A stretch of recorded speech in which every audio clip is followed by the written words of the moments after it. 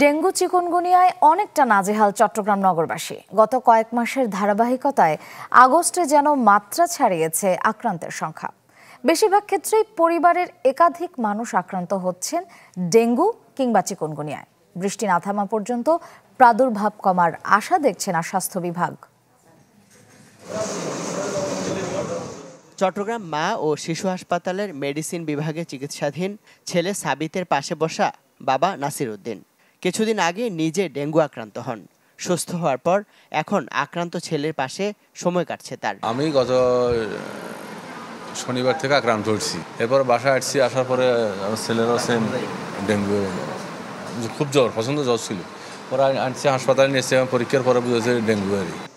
তার মতো এমন অনেকের দেখা মিলল এই হাসপাতাল এবং চট্টগ্রাম মেডিকেলের ডেঙ্গু ওয়ার্ডে, যেখানে পরিবারের একাধিক মানুষ আক্রান্ত হয়ে ভর্তি। এর মধ্যে কেউ কেউ ডেঙ্গুর পাশাপাশি চিকুনগুনিয়ায়ও আক্রান্ত। প্রচণ্ড জ্বর, 19 তারিখ আমি পপুলার টেস্ট করেছিলাম, টেস্টে ডেঙ্গু ধরা পড়ছে। প্রথমে জ্বর উঠছিল, পরে এখানে আসছি, রিপোর্ট করাইছি, রক্ত পরীক্ষা করার পরে ধরা খাইছে ডেঙ্গু হয়েছে, এই জন্য এখানে দিছি। আর প্রথমে আমার ছেলের হয়েছিল, 8 দিন থাকার পরে ইনশাল্লাহ সুস্থ হয়েছে, বাসায় নিয়ে গেছে। পরবর্তীতে ছেলের মার হয়েছে।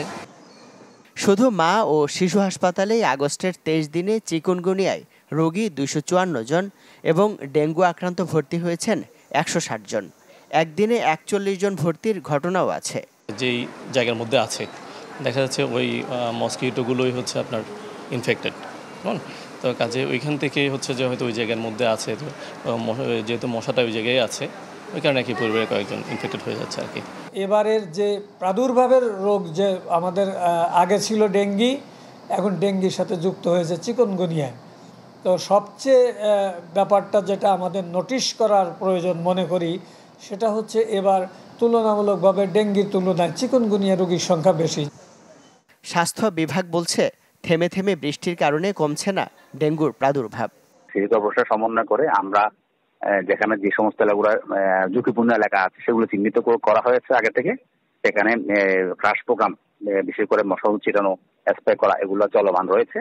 আশা করি আমরা অল্প দিনের মধ্যে আমাদের একটা মোটামুটি একটা সহনীয় পর্যায়ে চলে আসবে ডেঙ্গু এবং চিকুনগুনিয়া। চলতি আগস্টের 22 দিনেই চট্টগ্রামে ডেঙ্গু আক্রান্ত হয়েছেন 434 জন, যা গত জুনের তুলনায় 2.5 গুণ বেশি। ইমদাদুল হক, চ্যানেল 24, চট্টগ্রাম।